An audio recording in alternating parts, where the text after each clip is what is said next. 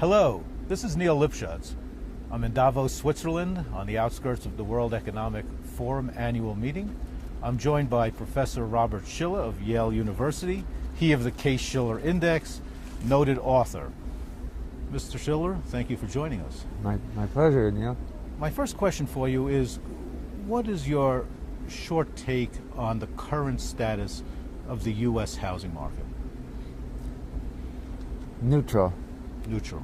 It's going up in the short run. What it will do in the longer run is hard to say. Maybe it'll go down. I'll register that as a word. People should think of it as a somewhat risky investment with no clear direction over the longer term. Do you think that your view seems more pessimistic than others who have sort of declared the rebound on and sort of, full speed ahead? Not as many people who are announcing forecasts think that we're full speed ahead. Okay. The Zillow Pulsonomics survey have 105 experts. I think the highest one was way below the recent boom in home prices. So experts do not seem to think, any of them, that we're going back to the same boom. Okay. So then...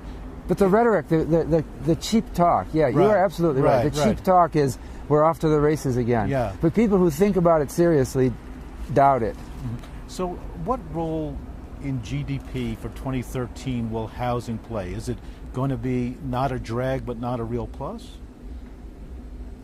Maybe that's plausible. Yeah, okay. we incidentally, you have to separate things out. We've been getting more activity in multifamily, apartment buildings.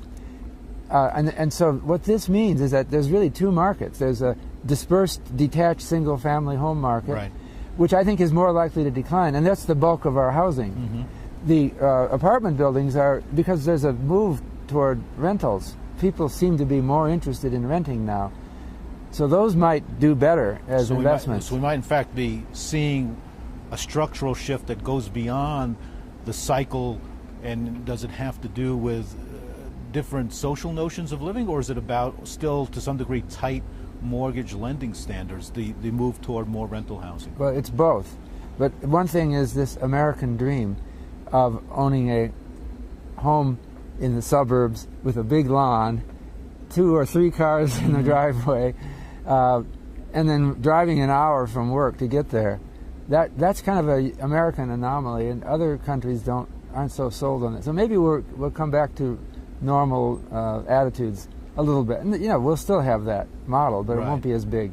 And perhaps that sort of model or that dream, as you said, is perhaps less affordable than it would have been in a different era as well, which obviously influences people's choices.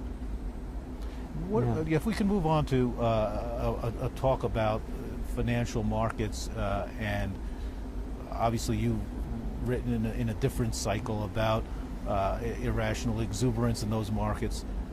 What do you see now? Some people have said that the financial, especially equities prices, obviously with very easy monetary policy in the United States, but that they seem to be in some ways ahead of the macroeconomic real economy outlook. What's your view? Well, the stock market in the U.S., I have a price-earnings ratio called CAPE, for cyclically adjusted price-earnings ratio, with a 10-year average of earnings in the denominator.